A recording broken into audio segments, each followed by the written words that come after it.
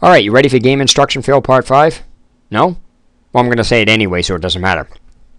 Alright, as usual, I always tell people if you would like to know what I'm talking about or don't really know, watch game instruction fail part 1, get yourself caught up to speed, or if you already do know and have been following this, cool.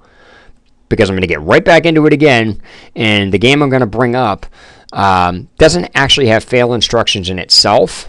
And there's nothing game breaking with it. It's just more of a personal annoyance to me about the way people talk about Just Cause 2.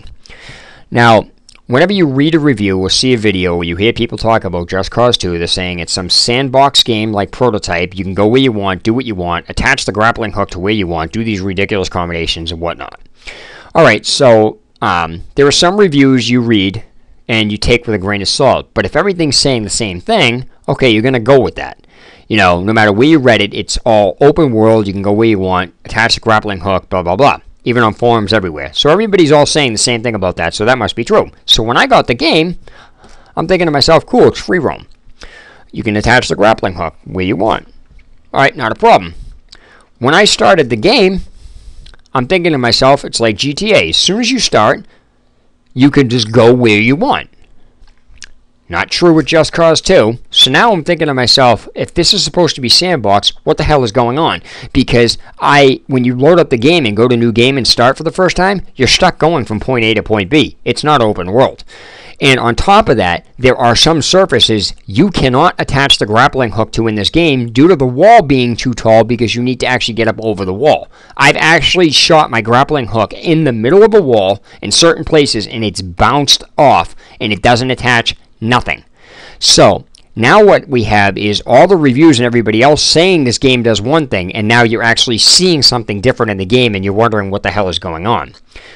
Well, why I say it's a personal annoyance for me, because I'm sorry, anybody can disagree with this if they want, but the game actually is not full free roam just because of the beginning of the game. If the game was in fact full free roam and you could attach your grappling hook to anywhere, why is it when you start a new game you're going from point A to point B and some of the surfaces that you try to attach your grappling hook to bounce off?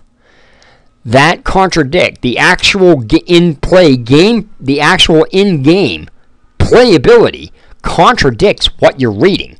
Because again, freeform, true freeform, and true sandbox allow you, as soon as you load the game and start the game, you can do what you want. That is 100% true freeform.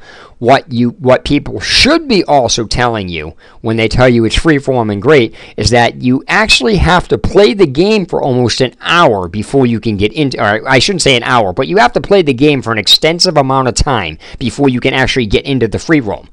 And I got so fed up with them, like, dude, this is supposed to be free roam. Why isn't this free roam? I shut the game off without knowing that I had to continue playing. So yes, I shut the game off because what people were talking about, I was not seeing, and I had actually spent a while playing it. I spent almost a good hour trying to get into it, and I'm like, where's all this free roam?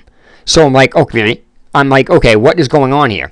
So I shut it off and didn't play it again until I actually found out what you had to do. But that's just an annoyance because nobody should be saying that a game is free roam if it's not completely free roam. Because when they do that, they give you off a false persona about the game that you're not being told something. So when you get in, you read something that somebody says, that's one thing. But when you actually get in there and see what they're saying actually isn't true to begin with, but you don't know it's to begin with, then you got problems.